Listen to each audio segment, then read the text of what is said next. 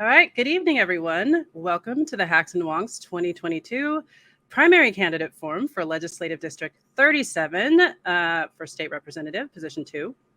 We're excited to be able to live stream this series on Facebook and Twitter. Additionally, we're recording this program, this forum for rebroadcast and later viewing.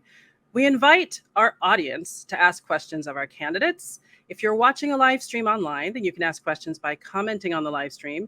You can also text your questions to 206 395 6248. That's 206 395 6248. And that number will intermittently scroll at the bottom of the screen. All of the candidates running for 37th Legislative District State Representative, Position 2, are with us tonight. In alphabetical order, we have Andrew Ashiofu, Nimco Bulale, Elijah Smith, and Chapalo Street. A few reminders before we jump into the forum. I want to remind you to vote. Ballots will be mailed to your mailbox starting on July 13th. That's this week. You will be receiving your ballots on Thursday or Friday of this week. You can register to vote, update your registration, and see what will be on your ballot at MyVote.wa.gov. I want to mention that tonight's answers will be timed. Each candidate will have 1 minute to introduce themselves initially and 90 seconds to answer each subsequent question. Candidates may be engaged with rebuttal or follow-up questions and will have 30 seconds to respond. I will indicate if that's so. Time will be indicated by the colored dot labeled timer on the screen. The dot will initially appear green, and then when there are 30 seconds left, it will turn yellow. When time is up, it'll turn red. I want to mention that I'm on the board for the Institute for a Democratic Future. Andrew and Chapalo are both IDF alums, and Chapalo is also on the board. We've not discussed any of the details of this campaign or this forum and are expecting a lively discussion from everyone tonight. In addition to tonight's forum, Hacks and Wonks is also hosting a 36th Legislative District State Representative Position 1 candidate forum this Wednesday, July 13th at the same time, 6:30 to 8 p.m. Now we'll turn to the candidates who will each have 1 minute to introduce themselves, starting with Nimco, then Chapalo, next Amijah, finally Andrew. Nimco? Hi, thank you. Good evening, and thank you so much for the opportunity to speak to you all. My name is Nimco Bulale, and I'm running for the open seat in the 37th Legislative District. I immigrated to Seattle from Somalia at the age of 8, a child of a single mother of 9. I know the importance of education, opportunity, and being supported by a strong, safe, and nurturing community.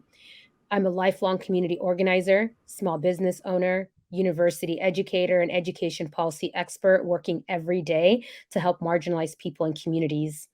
As a woman of color, I'm acutely aware of the issues facing Black, immigrant, people of color communities, and I'm excited to bring a systematically underrepresented perspective. I've spent my career working with marginalized communities and focused on creating a more inclusive, multicultural education system. I've largely worked in education policy, so this is where most of my experience on the issue lies. However, as a legislator, I will have the unique opportunity to look at this issue through a much broader lens. I am the co founder and CEO of South Sound Strategies, a consulting firm focused on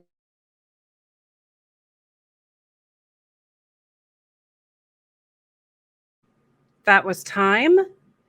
Next, we are headed to the next candidate. Go ahead.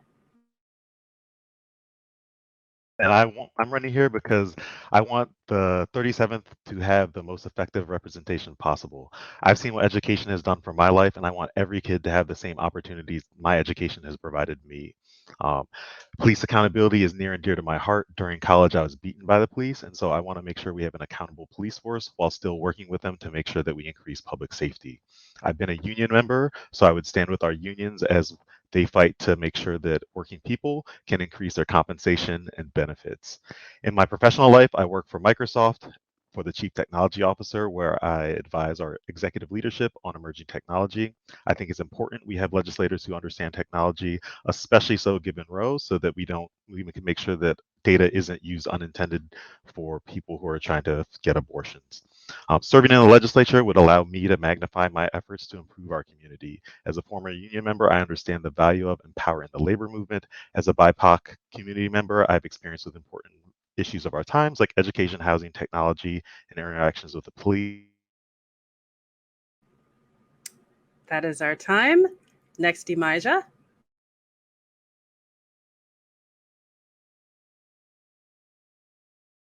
Oh, you need to unmute, Amijah. I was told that your staff would be muting us and unmuting us, so thank you. So, my time starts now, or am I using my time? We'll start now, and a reminder to everyone that if you mute yourself, we can't unmute you. If we do the unmuting, then we can unmute you. Thank you. My name is Emijah Smith. I am a lifelong resident of the 37th Legislative District. I have the historical and current perspective of the 37th. I am a mother and I am a grandmother. I am focusing here on, this is good. I am focusing on education policy ever since I was a senior in high school, surviving the war on drugs, growing up in the Central District in South Seattle. I made a commitment to make sure that we get resources to our community to heal the harms. So I've been doing that. I'm the Mercer PTSA president. I'm the chief of staff of King County Equity now, and I sit on the board of Tubman Health. So I've been doing the work currently in the legislature for many years, going to Olympia with families, utilizing the power of our voice to bring meaningful change into our community. I walk with integrity, the integrity I walk in the community doing this work as a community leader. I will take that to Olympia. I have championed and been alongside the families that got us some current wins. That is community reinvestment dollars for marijuana. Thank you. Thank you. And Andrew. Hi, my name is Andrew Ashofu. I'm coming to you from a lived experience. I was born in Houston, Texas, and my family is Nigerian. But when I came out, I lost my comfort zone. I got kicked out, lost my house due to depression. I couldn't keep up at work, and I was diagnosed with AIDS. And that was it was a tough process because I had to navigate ideologies and policies not created for people like me. I always say it was a good Samaritan that gave me accommodation. I have lived the experience currently in Seattle. I'm a co-chair of the Seattle LGBTQ Commission. Here in the 37th district, I sit on the Harborview Medical Community Advisory Board. I am on the Seattle King County HIV Planning Council. I have done immigration LGBTQ rights advocacy on a local and global level with the Department of Homeland Security. For me, we talk about healthcare. It's very important. I'm a renter also, so housing is important. But I have lived the experience. I have advocated in that experience, and I'm here to serve you. Thank you. Thank you so much. And with those introductions, we will get to the questions. We're going to start by talking about housing. Housing affordability is not very affordable these days. We are at a crisis level. Lots of people are losing their housing. People are facing this all over the place. So beyond ending exclusionary zoning and making further investments in the Housing Trust Fund, what else do we need to do to address housing affordability and to prevent displacement? And as a reminder, everyone has a response time of 90 seconds. And we will start with Chapalo. A bunch of things we can do. In the short term, we can add housing vouchers so that working people can live in existing market rate housing without spending their full paycheck on their shelter. We should have short-term rental assistance so that a temporary hardship doesn't end up in a situation that snowballs. Like once you lose your house, it's harder to go to work, it's harder for your kids to go to school. That just gets worse. In addition to those, we need more renter protections. And so some tenant protections that I support are preventing landlords from using past criminal history to discriminate against prospective tenants, limiting the types of fees that can be charged by landlords. And David Hackney has a great bill that would provide recourse for tenants against a landlord who's looking to take some kind of action against them. Like, you can already do that, but it takes a long time. And so what's the point of taking action against the landlord if they've evicted you already? The harm has been done. We need to make sure that tenants can make sure that landlords are treating them well. Looks like I have more time. So like those would be the main things. Would be some other things that we could do. I think you mentioned the exclusionary zoning. Lifting the ban on rent control statewide would also be another option that would allow different municipalities and give them another tool in their tool belt for fighting housing costs. Thank you very much. And next, we're going to head to NIMCO. Thank you for that question. I believe housing is a human right. As somebody that had to, when we moved to the United States, to Seattle specifically, that was pushed out of the 37th and more specifically the Seattle Central District, I'm keenly aware of the precariousness of housing affordability, similar to many folks. The cost of housing is a major crisis facing working families in Washington state. Affordability is an issue not only for persons facing or at risk for homelessness, but working families also struggle to ensure that they have secure housing at costs as costs increase, especially around job centers. There are many actions that the state can take to address this. We've already mentioned the Housing Trust Fund. We've talked about land use regulations, encouraging low income and working workforce housing, as well as protections for tenants. But I also want to say that it's necessary to update, as mentioned, our land use laws to move past zoning that privileges single family homes. Additionally, I think that we need wraparound services such as behavioral health, substance abuse services, as well as providing resources to local jurisdictions to bring their services to scale. You know, I read recently that Black renters can't afford 93% of the zip codes in the top US cities. And I think that that's a travesty. After I think that those are just some of the ways that we can think about it. And also knowing that 16% of zip codes on the list had rents that were unaffordable to Latinx households. Again, that is unacceptable. And when I do get to the legislature, I believe that there's things that the state can do. Thank you very much. Next, we're headed to Andrew. This is very personal to me. That's why my campaign, we signed on to the initiative 135. Social housing is a key.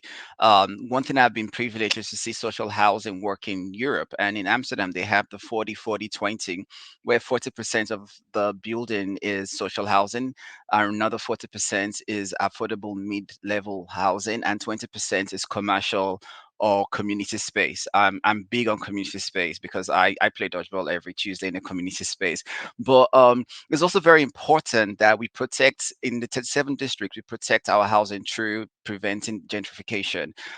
Property tax for the elderly and people living with disabilities should be eliminated. That's where I'm coming from.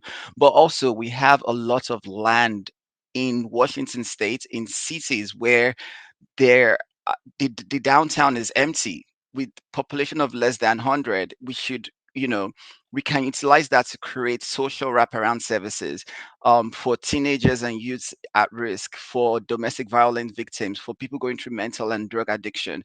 We need to invest in those kind of services as well. Thank you. Thank you very much. And Amijah? Thank you. As we've heard, that housing, healthcare, food are human basic rights. And so the way I would look at how we have to address housing, which is a very complicated issue, but when I think about, being a survivor of the war on drugs, the gentrification displacement that happened in the Central District and has been happening throughout the 37th currently, we have to look at the policies.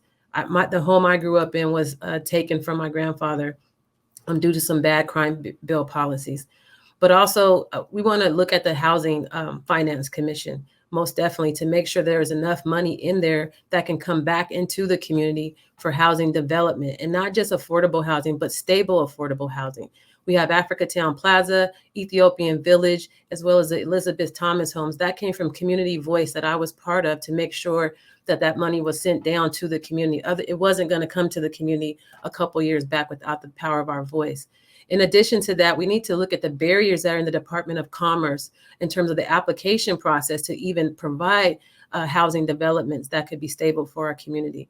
There's so many loopholes that oftentimes it's the BIPOC and marginalized communities that don't get access to those resources. And all those shelters and emergency housing is important to get someone off the streets immediately. It is important that we can provide some stable housing. If it's going to be temporary, it needs to be temporary for at least a year. As a payee for my uncle who was dealing with addiction, it was because I was able to provide him stable housing for that year that helped him get stable. Thank you. Thank you very much. And just a reminder to everyone that you do have 90 seconds to respond. It's up to you whether you choose to use that entire 90 seconds or not. If you want your answer to be shorter, feel free. We welcome that. The next question is, we've seen, significant increased investment in programs meant to reduce homelessness, But a lot of people are saying that they're not seeing the problem get any better despite the increase in funds. A lot of people attribute that to the continuing affordability crisis. Do you agree that this crisis is not improving? And if so, what needs to happen to get results? And we are starting with Amijah. Thank you for that question. I think that it's an ongoing issue, and I think it's an ongoing issue that has to do with our regressive tax system, our property taxes.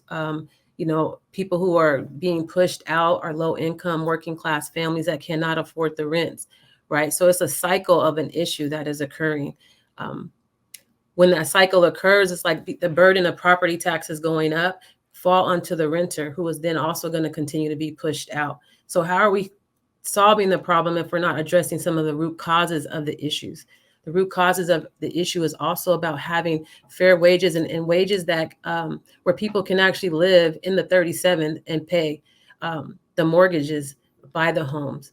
So also these temporary 3-day opportunities, they're not long enough. And we're pushing people more into being renters who are carrying the burden of even homeowners who want to rent, rather than providing stable housing, like I said, for at least a year in some place, so that people can, build themselves up, not just go for 3 days and then you have to transfer and go to another place. And eventually you're going to get pushed out of the 37th, going south, which is actually having its issues as well as our homeless population.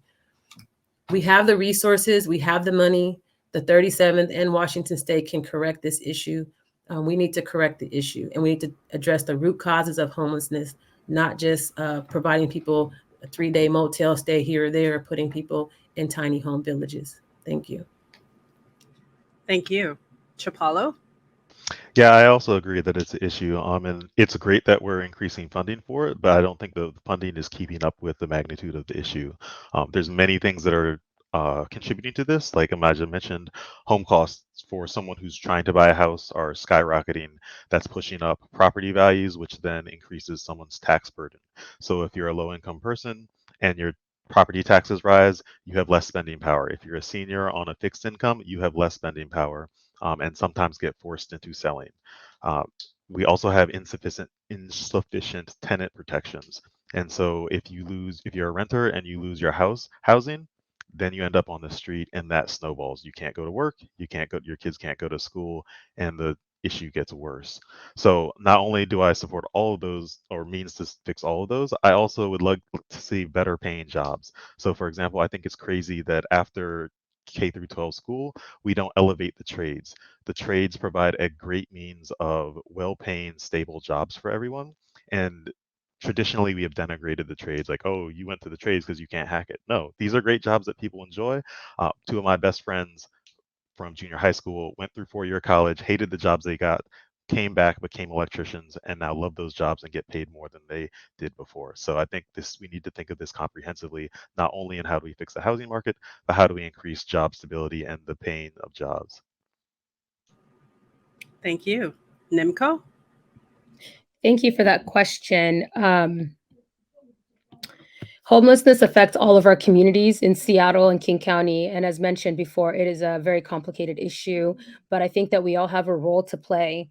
Homelessness represents a multi-sector, multi-system failures and requires a whole of community solutions. Many of the strategies, connections, and services needed to support individuals experiencing homelessness are managed outside of the homeless service system or in geographically separated systems. So I think as a solution, we need to think about creating long-term institutional alignment across systems serving people experiencing homelessness.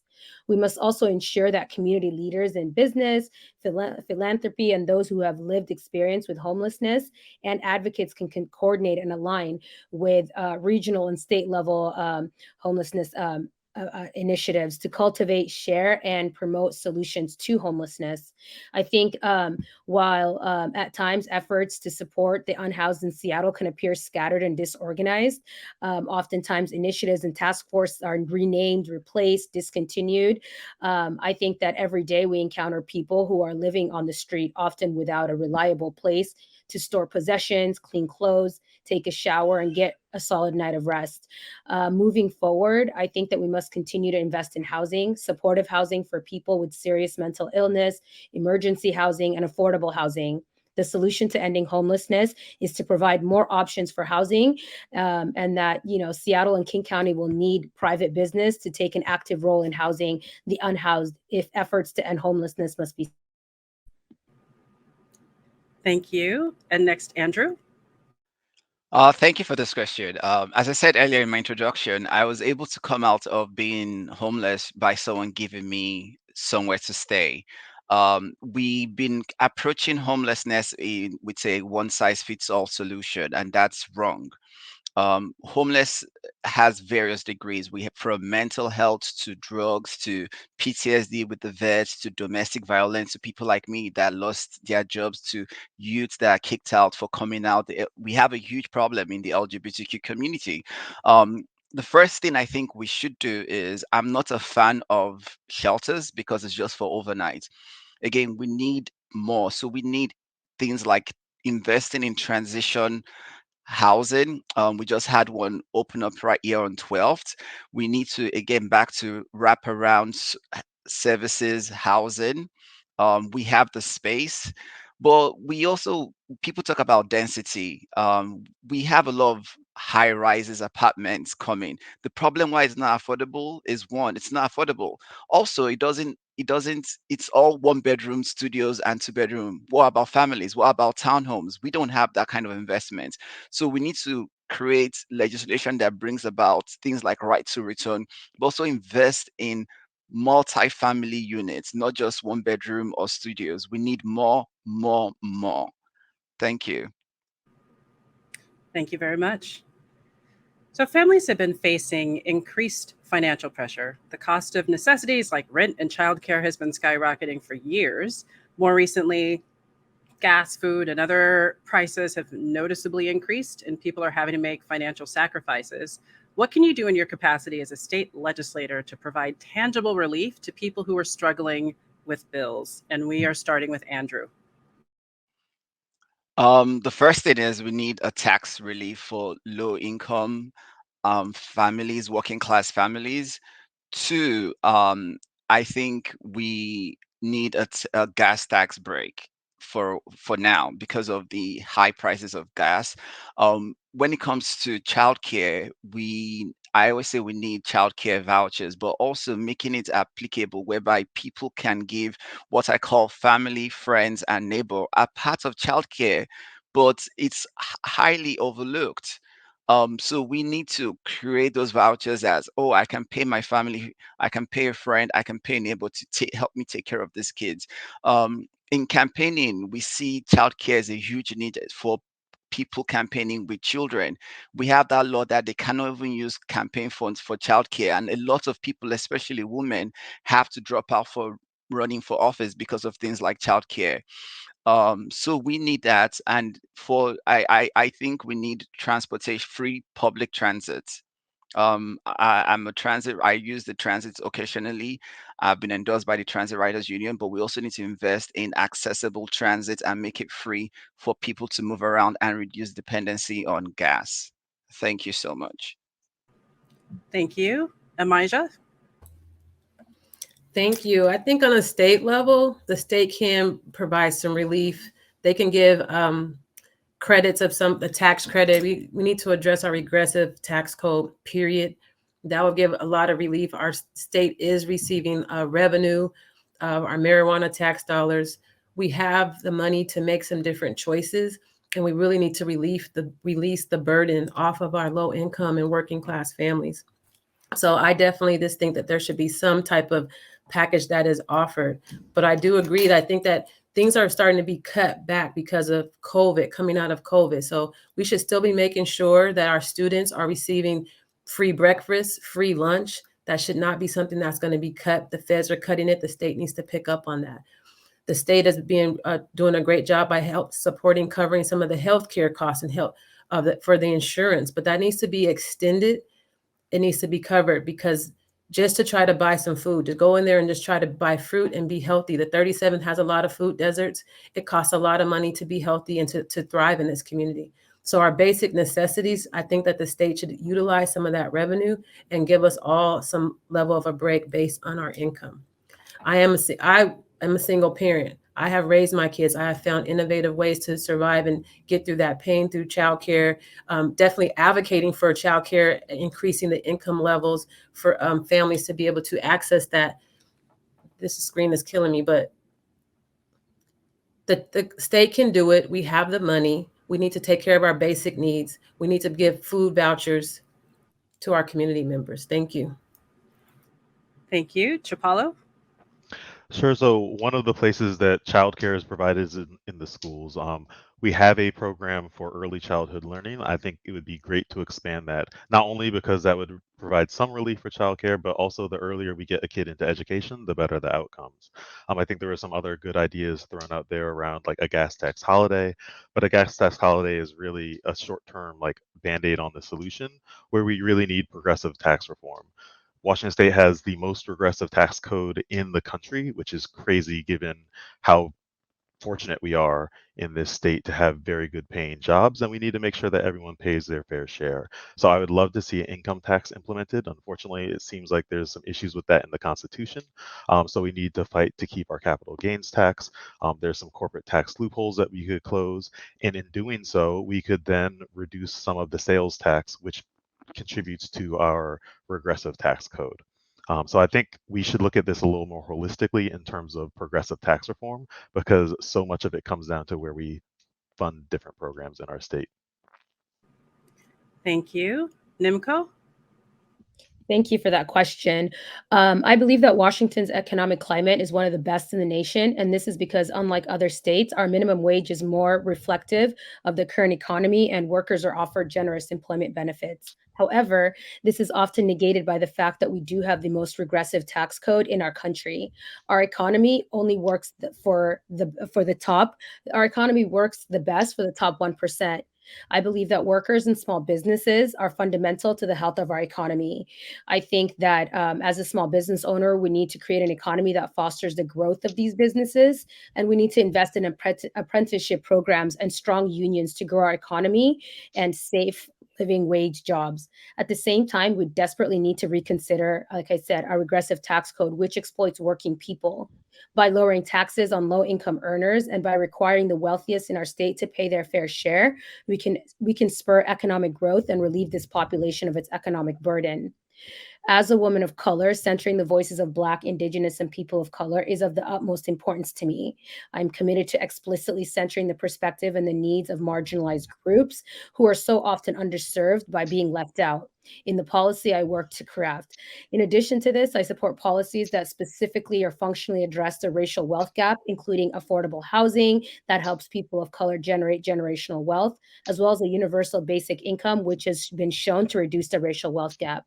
I think in addition to cutting taxes, in addition to creating more taxes, we need to also cut taxes for low income workers. Thank you. We are sitting here after the Dobbs decision that struck down reproductive rights protections and the right to an abortion for women. According to Axios, 41% of hospital beds in Washington are located in religious hospitals.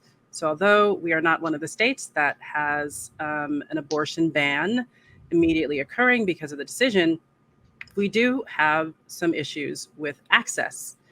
Would you vote to make the continuation of abortion services a requirement of mergers involving religious hospital networks?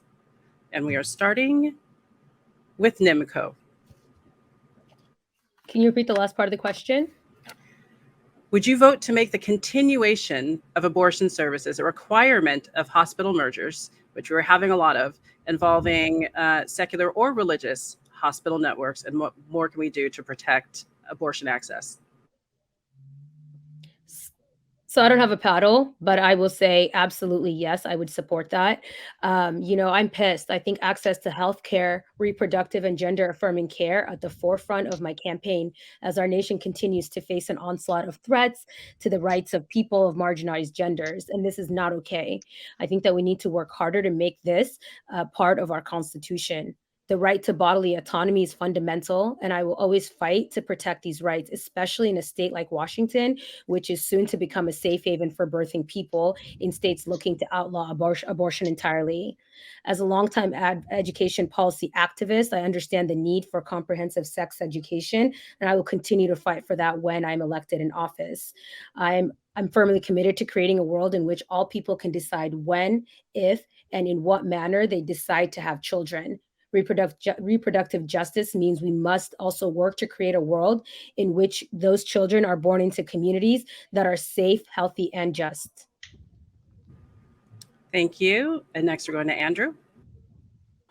It's a yes for me. We need to protect the right to choose. And we also need to call a special session to codify this in our constitution and create bills that would protect anyone that comes into our state to seek an abortion. Currently, there's been an increase. Now, when it comes to hospitals merger, we need to protect the right to choose as part of this merger. And this is not just, this covers, because some of these hospitals also could choose not to treat me as a gay person because they believe, they might say, because of anti-LGBTQ rhetorics in some of these places. We need healthcare is very important for everyone. We all deserve healthcare, and there should be no barrier against healthcare. I've done a lot of advocacy. I have fought for my right to survive, and I know the red tape and the obstacles. We don't need that now. We need to create access. As a state, we need to call. I call on Governor Inslee to call a special session to codify abortion into our constitution here in Washington State. Thank you. Thank you. Amijah? Thank you for the question, and just going directly to it. Healthcare is a right, and I believe having access to abortion is part of our basic healthcare. And so I definitely believe that we would have to interrogate, and I think that with this merger, those type of access, abortion access, should be available to birthing parents and birthing people who need that. I also am in agreement with our Washington State really looking at our Constitution and making sure that if we say we're going to support and having access to abortion and it is a right for people for that choice, then we need to lock that in now and not be worried about a session or two here and somebody trying to undo that. That's the world that I grew up in, and I totally support that, no matter what I would choose in terms of if I want to have a child or not. I also want to just say healthcare equities are real, and particularly for Black women, we have the highest risk of death at birth. So this is a real issue for us around trying to have choice and just getting care in general. COVID just lifted up the top of how these health equities are a real problem in our healthcare system. And too often, some of our healthcare systems are just moving for profit. We need to be moving for health. It is a basic right for our community. Thank you. Thank you. Chapalo? Yes, I'm 100% supportive of this. I mean, if we didn't have enough issues at the state level to deal with before, the Supreme Court has given us a whole host of new issues to deal with, abortion access being one of them. I would love for my first bill to be a bill to enshrine protections for the right to choose into our Constitution. Above and beyond that, I think we also need people who understand technology in the legislature. So I work for the Chief Technology Officer at Microsoft, and I think having folks who understand technology is incredibly important, especially for things like Roe, where we want to make sure that companies' data can't be inadvertently or even maybe specifically used to target people seeking abortions. And then I also agree with NIMCO that we need to increase funding for our abortion centers, because we will have an influx of folks coming from our surrounding states where they do not have access to it anymore. So we have to make sure that our folks have it. We have to make sure that we are a beacon of light for other surrounding states so that we can make abortion a option that people have when they consider their overall health care. Thank you very much. So this next question is a little bit of a question. So crime has been increasing across the state. People are concerned about their safety and whether we're doing the right things to address the current levels of property and violent crime. According to a recent Crosscut Elway poll, Seattle voters were asked what they think are major factors in the crime rate. The top three answers were a lack of mental health and addiction services. That was 85% of Seattle residents gave that answer. Second answer was homelessness at 67%. And the third answer was economic conditions at 63%.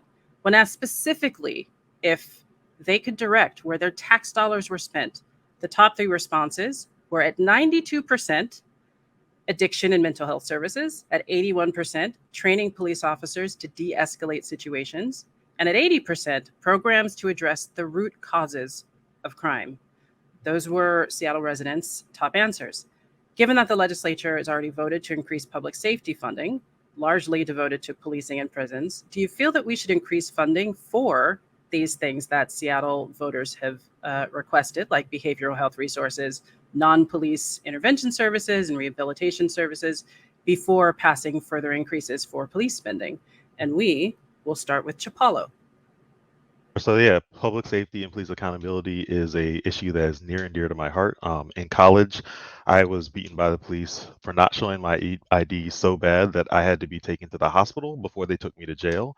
It was so bad that a student who was watching it said that she was traumatized, and so I 100% believe that we need an accountable police force.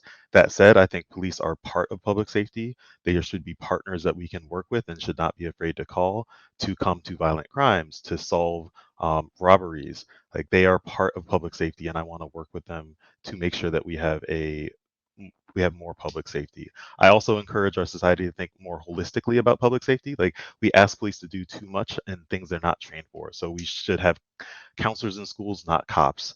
We shouldn't be sending police to respond to nonviolent mental health crises. We should be sending professionals who are trained to do that. And so I think that reflects a lot of what you're seeing Seattle voters say is, yes, we need more addiction counseling. We need more mental health funding so that we first prevent these issues from starting. And then if they do happen, we want a person who is trained to deal with that issue responding to it. So I would 100% support more of these services to get at the root causes of some of these issues while making sure we hold our police accountable, just like any other professional accountability. We have professional accountability for lawyers and doctors. We should have the same thing for police. Thank you. Nimco? Thank you for that question. Regarding public safety and police, I absolutely believe that we need more law enforcement jobs that need to be reassigned to social workers and other service providers. I uh, I believe that the police are equipped with limited and largely punitive tools to handle many of the crises they are called to address. I support protecting our public safety by investing in broader emergency response teams trained to handle mental health, interpersonal, and addiction crises. Additionally, the police have jeopardized the public safety by systematically inflicting violence, surveillance, and fear on communities of color. I support de escalation, crisis intervention, and accountability in service of protecting public safety. I believe we need a justice system that makes our communities safer and healthier. We need proactive policies um, that emphasize crime prevention and support for vulnerable communities instead of reactive policies that emphasize punishment. I also support setting up effective systems for crime prevention, including mental health and addiction resources, policies that tackle scarcity, and social work. Effective public safety comes from community and requires community healing when harm is done. Thank you. Andrew? Thanks. I'm gonna talk from the other side. Um, from someone that has walked through the shoes of the other side where people think otherwise about you. I tell people I had a mental crisis in 2020, and till now I'm still on a wait list to talk to a mental specialist.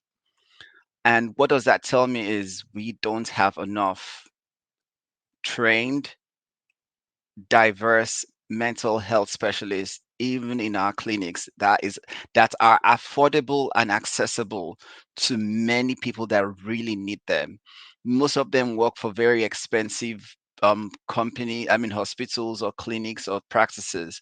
um, we as a state, we need to invest in that form of education. And also, when it comes to drug addiction, I tell people I am for safe injection or safe sites.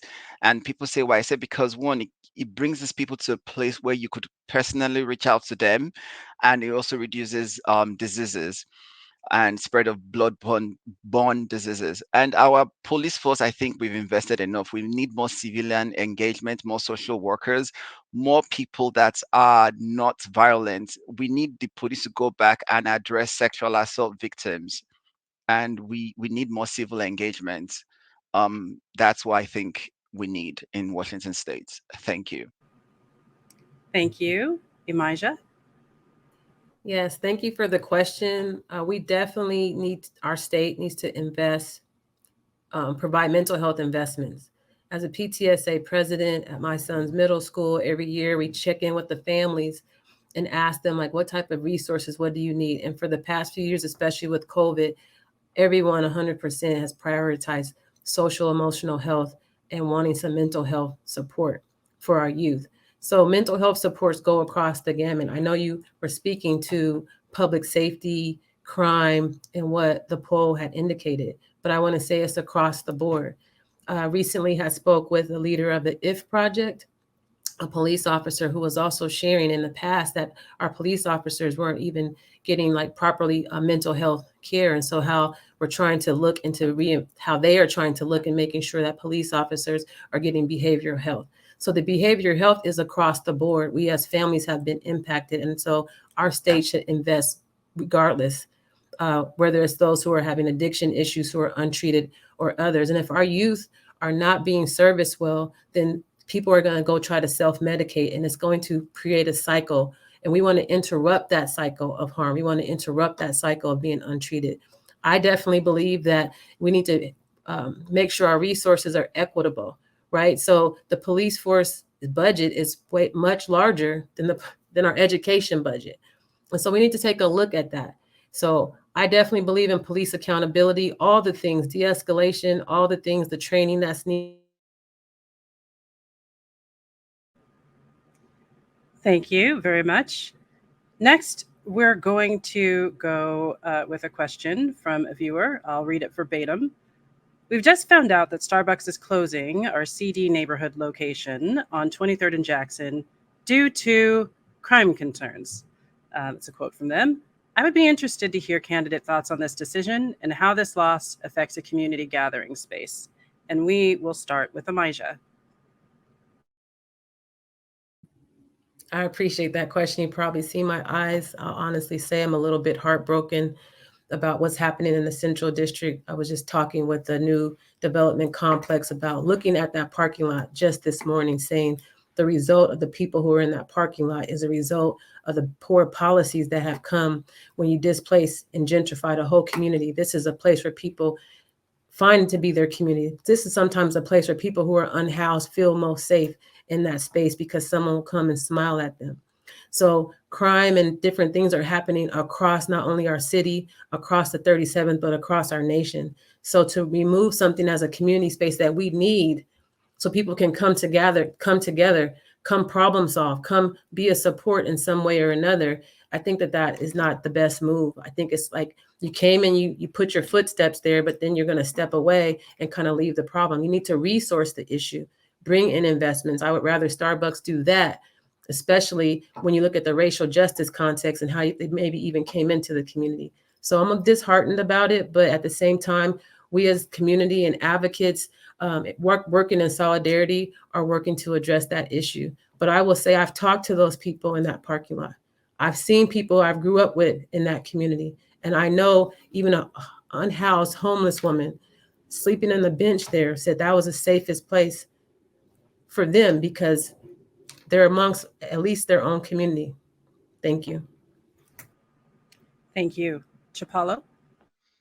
Yeah, I mean, if they want to leave, they can leave, and I don't understand why they would leave for safety concerns. What I hope is that we can have another community business come in and take that spot. Like, let's have Boon Boona Coffee, who has a place down in Renton and a place down on 12th Ave, come in and take that shop, because I believe you can do good business in that location without vilifying the people who are in the parking lot. Like, there are definitely issues with unhoused populations choking out businesses. You can see that down on 12th and Jackson, where they they've moved in front of Lamb Seafood, and there's like EBT fraud going on there. I would not put 23rd and Jackson in that same bucket. I quite frankly wouldn't be surprised if there's a little bit of like bias or racism going on in that decision to shut down. And Starbucks has shown that they want to do some union busting in other places. So losing Starbucks to me isn't the end of the world. I'll bet you that a better business will come in and replace it really soon, because that's a booming area. Like they just opened up a bunch of housing around there. Like, yeah, if that's their decision, that's fine. We'll get a better business in there. Thank you. Nimco? I'm disheartened by the closing. To be very honest, I remember as a young child growing up and meeting my grandfather at that Starbucks because he lived right at a senior center close by. And so I'm gutted to hear that that's happening.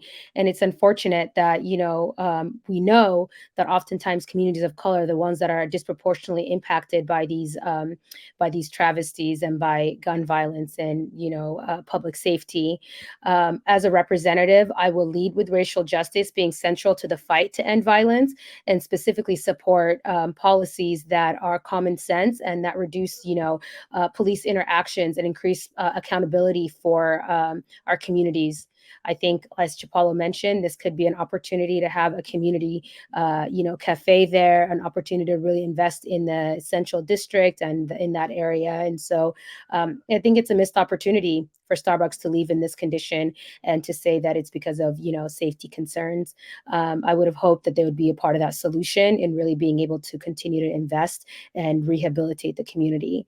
So it's unfortunate, but I think there's more opportunities to to really invest in that corner of our community.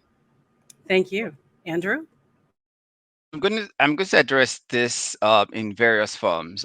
For when they say public safety, I think I go again with what everyone said is based on racial bias. I really hope Brian of To Go Coffee down here at Yesla opens another branch there. But also, as a frontline worker that has been working hard to be unionized at my airline, I think this is also a form of union busting, as Chapalo said, because we've seen that nearly all the stores that unionize at Starbucks, they close it down. And this is the time, the moment for the unions to come together, and Starbucks is like, okay, we're going to punish you. But also, I think as a state representative or as on a state level, this is why we should invest in small businesses among minorities and black communities, immigrant communities, because I used to say those are our safe space, even the LGBT community. But in reality, those are our brave spaces where we could be who we are. We could be, so we need to invest a small business there and take back what was ours. Thank you so much. Thank you. Next, we are going to a question about the Dobbs decision that eliminated the right to abortion. But in Justice Thomas's concurring opinion, he went further and he identified decisions he felt should be reevaluated after their ruling in Dobbs. Cases that established our right to same sex marriage, rights to contraception, and rights to sexual privacy. What can our state legislature do to proactively protect these rights? Starting with Andrew. Whew. Um, this as a gay person and someone involved in the LGBTQ plus community and advocacy, this is really hard. It brings back memories of when I was kicked out. It brings back memories of being bullied and being called a fat. Um, as a state, we need to create constitution that protects all those things. Contraception is part of healthcare. It's important. It's not an option. You can't tell me that, as a state, we need to provide contraception should be free. Condoms should be free. Plan B should be free. IUDs should be free. Menstrual pads and all those tampons should be free, should not be for profit. We need to protect and make it accessible, not affordable, accessible for free, because again, it's criminalizing minorities. Then when it comes to privacy, and this is the whole LGBTQ witch hunting all over again in this day and age, we need to create that as a protective class in our constitution. In our schools, we need to protect them. In our workplace, we need to protect them. I want to walk down the streets and not have someone call me a so this is something very dear to me, and I would work hard to codify all that into protection in Washington State. Thank you. Thank you. Imijah? Thank you. This is an opportunity for Washington State to really walk its talk. We talk about being progressive. We talk about all the things, and this is an opportunity for us to get in front of it. This is why I want to go ahead and be a state representative, because I do not want to see us go back, turn the clock back. I'm there to push, hold the line, and take us forward, because this type of rhetoric it's I have no understanding for it. I'm triggered, right? We're here in the 37th and we talk about the progressiveness, and I'm tired of talk. And we need representation and leadership that will hold the line and also push the line forward. This is about safety, in my opinion. This is a safety issue. If a person cannot show up who they are, then how can they be safe? They're going to be a target of violence. This to me is policy violence, and this is not acceptable. So this is who I am and how I want to show up moving forward. We leave this place better than the way we found it. I do not need my children or my loved ones or my neighbors fearful of their own safety because they cannot show up as who they need to be, because they don't have the proper resources, or then we're going to be stereotyped in some form or fashion. Then more policies and that systemic racism will fall on those who are most marginalized. It's this type of rhetoric that has to come to an end. We have to be about action. Thank you. Thank you. Chapalo? Yeah, I mean, I can't agree more with what folks are saying. Like, to me, what's interesting about this and kind of ironic is that this is an example of like extreme privilege. My understanding is that he left one issue out that is also built on Dobbs, which is interracial marriage. And he is married to a white lady, but yet he cited every other thing that he wants to take back. So, like, why is it that this person in a position of power over so many people can just selectively exclude it? So, like, I think it hits home for all of us in very many different ways. Like, personally, this hits home because I'm half black, half white. And so even though he didn't include it in there, it's next. Like, it just means that you can't trust what they say. And it means that you need to elect leaders to state representatives, to Supreme Court. I guess we can't elect people to Supreme Court, but to like senates who confirm justices up and down the ballot, who support everyone's right to see people as equal, who are with us on this march towards equality. Thank you. Nimco?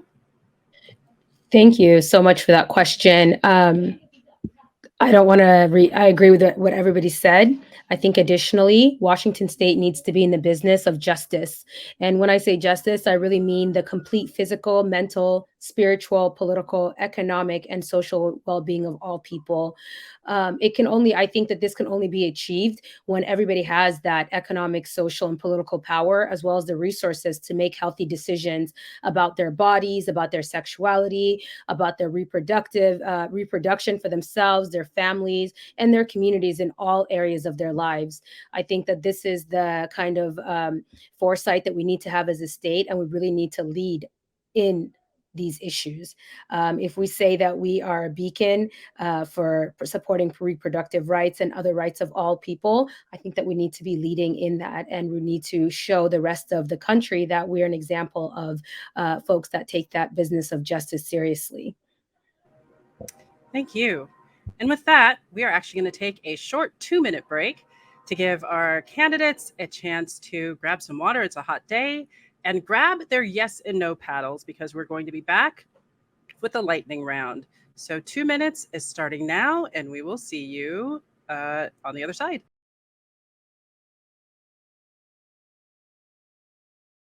All right, we are getting ready to begin our lightning round. So you all have paddles that are green on one side, red on the other. Green is what you show that faces the camera if your answer is yes. The other side red if it's no. We will do these in rapid succession, and following the lightning round, following all of the totality of the questions, everyone will have 1 minute to explain any of the answers that you want to. But we will go through this quickly, so I'll ask the question and then ask you to hold up for people to clearly see the yes or no to the answers to these questions. So we're starting out regarding housing and homelessness. Are there any instances where you would support sweeps of homeless encampments? Yes or no?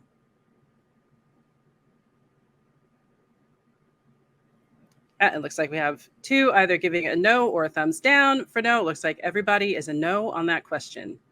Next question. Will you vote to end single-family zoning in order to create more housing density and affordability? Yes or no?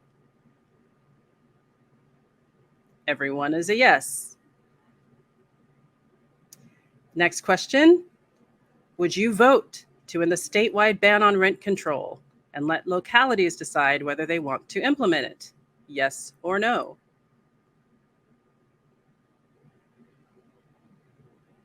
Everyone is a yes on that question.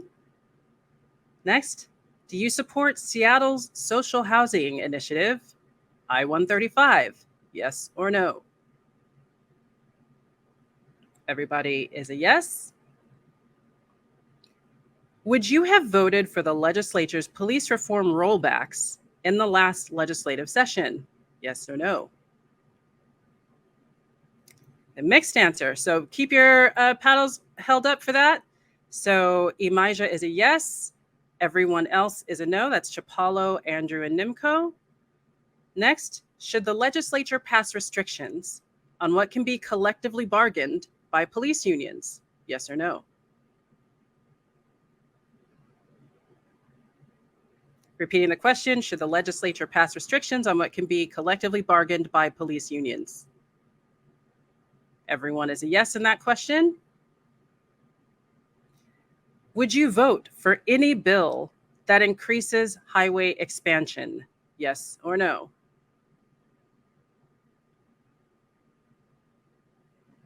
Chapalo is a yes. Imija, Nimco, and Andrew are no.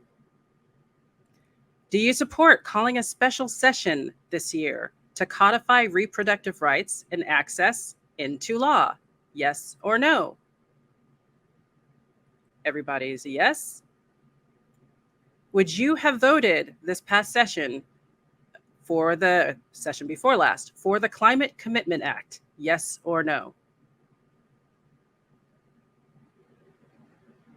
Everybody's a yes on that question. Do you think trans and non-binary students should be allowed to play on the sports teams that fit with their gender identities? Yes or no?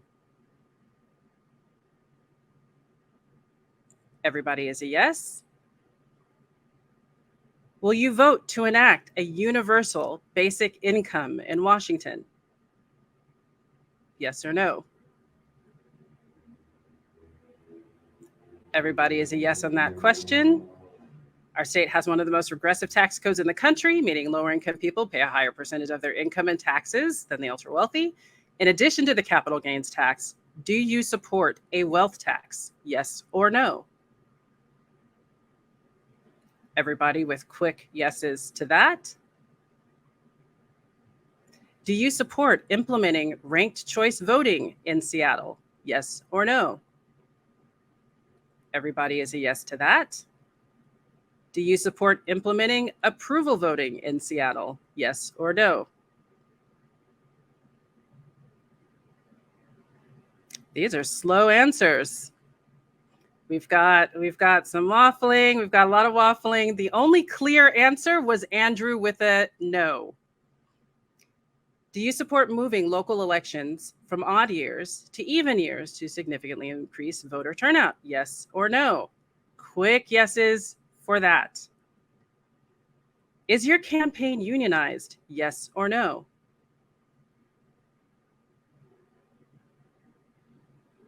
I can't see your answer there, Andrew. Everybody's a no. If your campaign staff wants to unionize, will you voluntarily recognize their effort? Yes or no? Everybody is a yes. Would you vote to provide universal health care to every Washington resident? Yes or no? Everybody is a yes.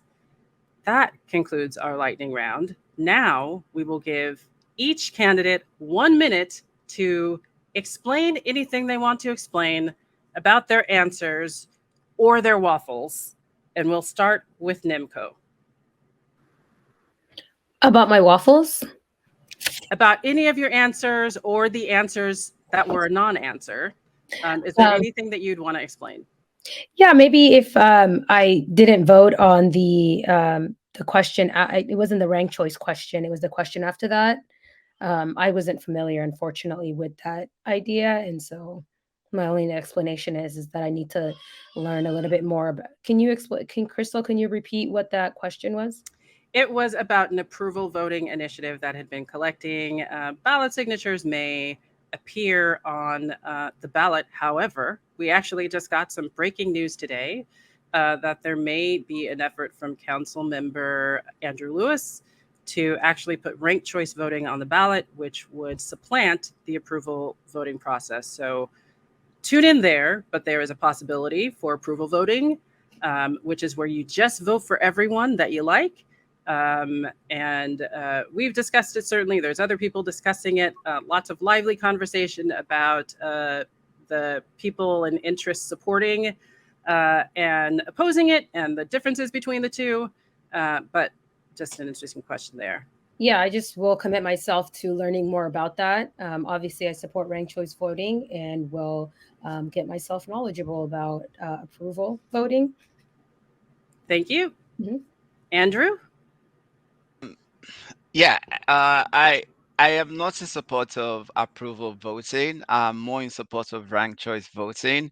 Also, this very initiative has had a bit of scandal while gathering the signatures and all that. I've heard from them. I've listened to their ideology, which I truly appreciate, in creating more voices in more voices of the people voting. In the approval, but I think ranked choice voting is the right way to go. Thanks. Thank you. Imija? Yeah, I wanted to share more information about my answer with regard to the rollbacks. When you spoke about the police legislation initiatives, I define rollbacks as taking us backwards. So I'm not sure how you were defining rollbacks, but when I think about the fact that there's Terry stops now from the past legislative session, there are now Terry stops. Terry stop is where a person can just be pulled over, ask for their ID. They can be interrogated by the police without probable cause. And I think that that's a huge problem. And so I'm not in support of things like that, the use of force, right, and how those things are defined. So I push and want to champion police accountability that's going to make us more safer and bring more balance, not take us, back to the 80s, 90s and 2000s that I'm surviving from right now with over policing in our community. Thank you. Chapalo? Sure. So I think the one that I was different from folks was highway expansion. I think the key word to me in that question was any. There are times where I could believe you need to expand highways for freight mobility, and those support our union jobs. So I would want to make sure that we could at least consider that. In general, I don't think we should be expanding highways. We should be investing in mass transit. But I do want to make sure that we can support our unions and freight transit, because that diversifies our economy, and it's one of the strengths that Seattle has. Approval voting, yeah, similar to NIMCO, I had no idea what that was. It will be interesting to learn more about that. And then the police accountability stuff, I have a hard time believing I would have voted for it. The thing that I think that went really well is that Jesse Johnson did ride-alongs with the police. I think we have to be their partners. We have to understand the impacts of our legislation. And so I'd be open to partnering with them to understand how that impacts them and their ability to provide public safety. But given my experience, I have a hard time believing that I would have. But I do believe there are partners and would like to partner with them to improve public safety. Thank you. We'll now move on to our regular type of questions. We're currently not on track to meet our 2030 climate goals, and I'm going to ask a question from someone who's watching. Because of that, and because transportation is the biggest polluting sector, they're asking, how can we shift people out of cars while making sure we don't hurt those working class people whose commutes are too long for transit or bikes? And we will start with Chapalo. One more time for me, please. Sure. How can we shift people out of cars while making sure we don't hurt those working class people whose commutes are too long for transit or bikes? For sure. So I think one of the things that we have to do that we saw last cycle when we passed Move Ahead Law was investing in transit and forms of non-single occupancy vehicles into our suburbs and rural areas. Like mass transit is great, but we can't just focus on our cities because there are people who have longer commutes that need to get to jobs. Often these are working people who have been pushed and displaced out of cities and into suburban and rural areas. So I want to make sure that whatever we do for transit thinks about the state comprehensively in conjunction with cities and our exurbs. Thank you. Nimco? Thank you for that question. I believe that to quickly reduce transportation carbon emissions, we need to fundamentally shift our planning, our policy development, and infrastructure investments to prioritize public transit, walking, and biking over personal vehicles. I think often communities of color and working class communities lack access to reliable forms of public transportation or live in areas where bus systems lack sufficient funding. As legislator, I will support any and all legislation that helps expand public transit to be more reliable, accessible, and affordable for Washingtonians, especially for those who currently live in areas with limited access to public transportation and are forced to be more reliant on cars. I think that this will not only reduce carbon emissions, but it'll also help mobilize our communities and promote fuel efficiency. I do support a just transportation package to ensure that when planning transportation systems, there is a focus on people disproportionately harmed by our current transportation choices. No one should be burdened by pollution from transportation or unable to access groceries or school without a car. This package must be a catalyst towards protecting future generations from the climate crisis today. Thank you. Andrew?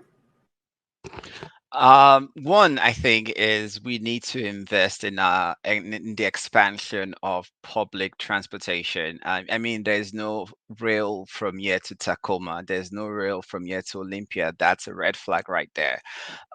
We also need to invest in hiring public transport workers, especially bus drivers, to help us with our interconnection with cities, with urban areas. We also need to create incentive for environmental friendly rideshare programs. I have to give a kudos to a company like Microsoft where they use environmental friendly buses to commute their workers. But we not just the private sector, but we also have to look at it in a public sector. In the city of Houston, they actually have what they call man's transit, where people in suburbs drive to the car park and they use environmental friendly electric buses to take them downtown and to various places. We need to invest in things like that, invest in our ferry system, invest in hiring workers, and investing in green initiatives in form of transportation. Thank you. Thank you. Amijah? Thank you. I definitely agree with what has already been shared. I just want to say that it's imperative that we do reduce this carbon input. As a healthcare worker, out of high school, I worked in an asthma and allergy clinic. I was diagnosed with asthma myself, as well as my children. So I understand the impacts and who tends to have higher rates of asthma in our city and across the country. And it's our Black and brown and low income families who happen to have to live in spaces and places that are impacted. So the 37th is definitely impacted. MLK is a way that a lot of our trucks pass through. So our air quality here is poor, as well as our soil quality is poor. So not only looking at, I love the buses and making sure that transportation costs are lowered for families. The Sound Transit, I believe, is moving to not only Tacoma but also towards Olympia now, but it's on top, so it makes the driving a little more hazardous. So people wanting to get out of cars, sometimes being in a car is more safe than being on public transportation, because too often the fare enforcement officers target young Black males, and then they end up being arrested and getting records for just trying to get from A to B. So I wouldn't want to see those inequities increased as we increase public transportation, but I'm a firm advocate for increasing our public transportation options. And I'm also thinking about the density that's coming into the 37th, where they're knocking down our trees, and we need our trees to keep our air quality good. So I'm an avid proponent of that as well, trying to And that is time. Next question is, sometimes the reality of being a legislator is that you'll be put in positions where you'll be asked to put aside your stance on an issue in order to get legislation passed.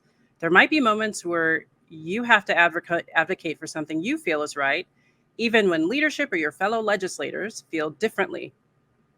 Is there a time you can tell us about when you stood up against power and those around you instead of staying silent and not making waves? And how do you think that will help you stand up for what you believe is best for your district while still maintaining good relationships in the legislature? And we will start with Amijah. Thank you. When it comes to justice reform and our tough on crime policies, that's always the place where people have to kind of like question their values.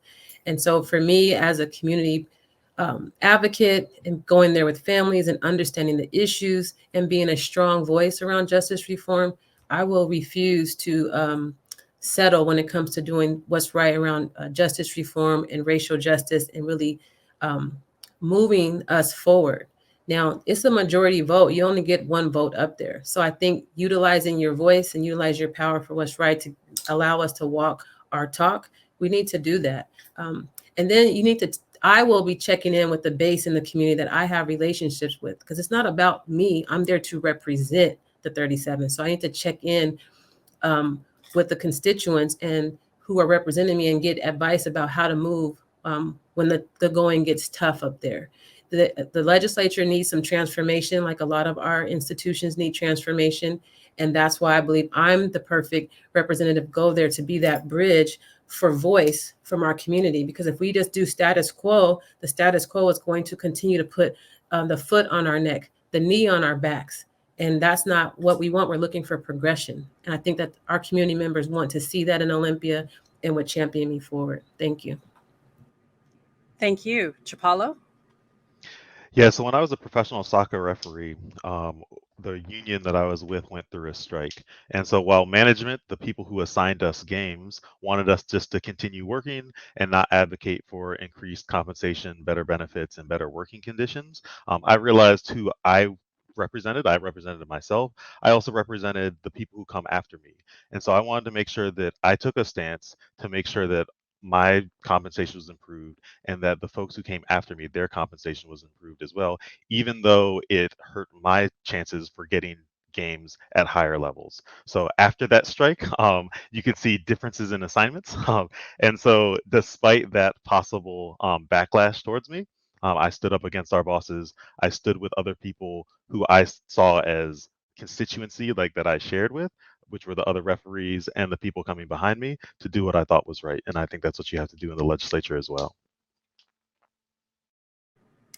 Thank you. Nimco? Equity has been at the heart of my work as a community organizer, and I believe as legislator, it will remain at the forefront of my advocacy in Olympia. I will fight for the resources my constituents need, and I will also always make sure that I'm checking back and making sure that I continue to keep the perspectives and experiences of my neighbors at the center of my advocacy.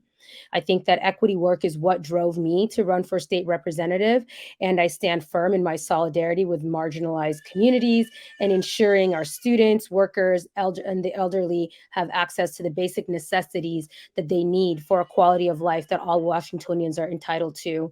I think an example of that is actually in Olympia when I was able to help pass a community-based pathways budget proviso for childcare workers who are mostly immigrant women and who are oftentimes not compensated adequately for the work and the important work that they do to keep our economy going. We know that during the pandemic, we saw how important childcare and childcare investments were. And I was able to work with legislators across the board, both bipartisan, in order to pass these investments so that we can fight for low cost, if not free, community-based pathways for certification for childcare providers.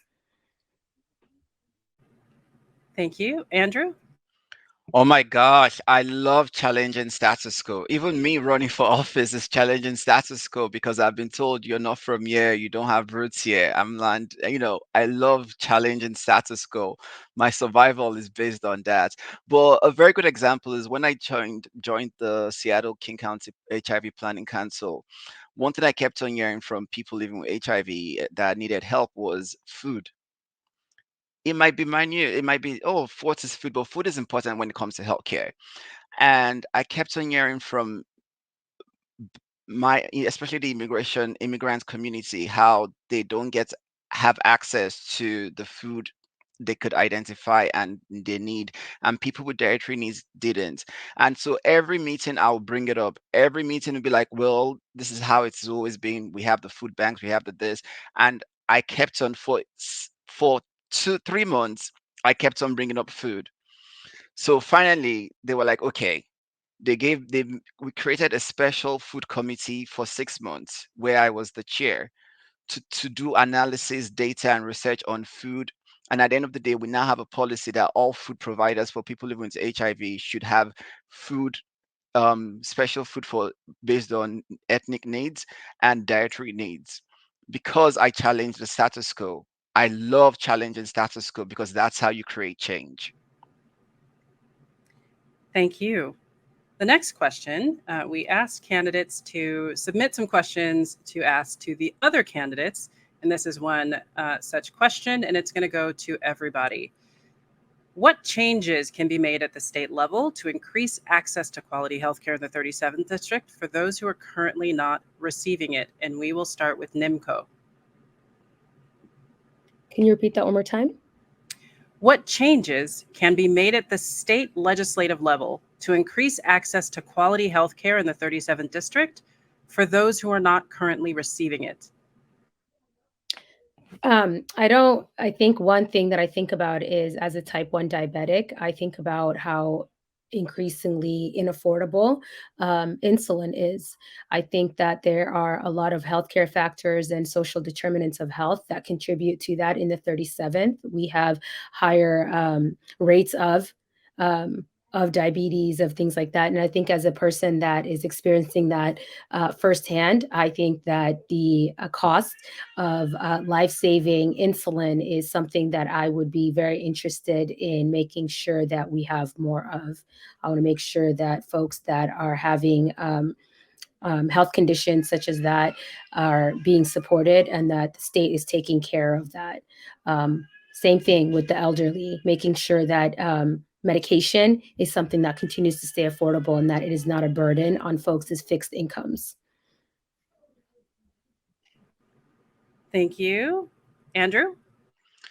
One thing these are various things. To make a quick one, we need more access for language access to healthcare. Not just we need affordability and accessibility, but we also need language and ethnic access to healthcare. Two, we need to be realistic. We live in a very diverse district, and we need to acknowledge and accept non Western form of healthcare. A lot of communities, immigrant communities, depend on other forms of healthcare that are safe. But once we identify it, we can also help regulate it to make it safer, like we did Douala this last year.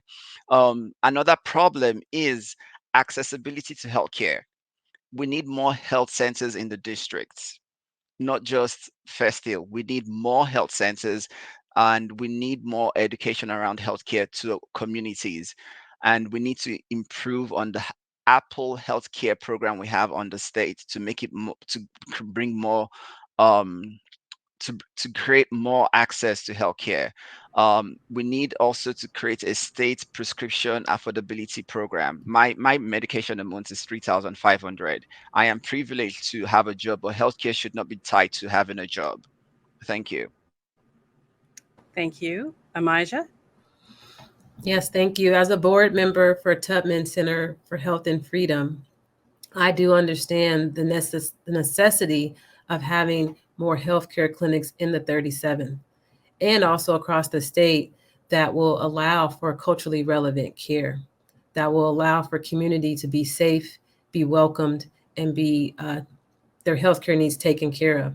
And as a board member, we're hoping to bring that here, not only to the 37th, but and create it as a model across the state. That is the goal. Also, I believe that our healthcare, which I was part of being a champion for Apple Health for Kids, which now has been moved to Apple Health Care for adults, it needs to include dental care. And people need to also be able to utilize that healthcare for their mental health and behavioral health services. So we offer that for our young people, our children, but we need to offer that for the adults as well, because our teeth and our mouth is part of our whole body.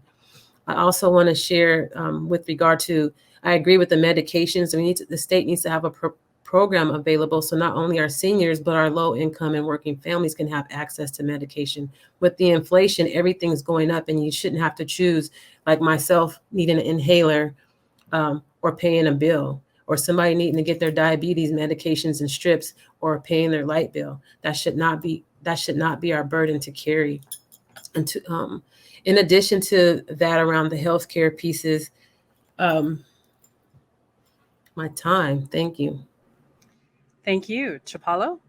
Yeah, so I completely agree with the topics that folks have brought up. Like prescriptions drugs cost too much, whether it be insulin, whether it be medications for HIV or other expensive medications. Healthcare also shouldn't be tied to employment. So I think the biggest thing that we can do to facilitate all of those and move to a better future is exploring a single payer healthcare system. That would allow that system to negotiate drug prices with large drug companies who will price gouge individual customers. It makes sure that healthcare isn't tied to employment.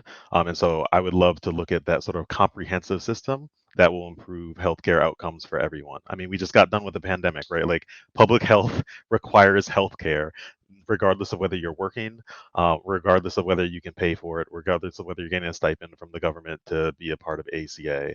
So single payer healthcare to me seems like the most interesting option to comprehensively look at healthcare. Thank you. And with that, the forum comes to a close. I want to thank our candidates for participating and making this an engaging and informative event.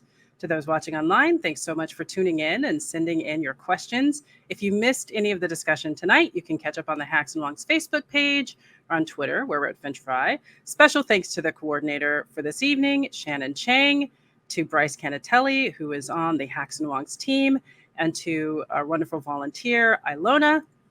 Most importantly, I want to remind you to vote. Ballots will start arriving in your mailboxes in just the end of this week, and we are due to have this election. You must vote by Tuesday, August 2nd.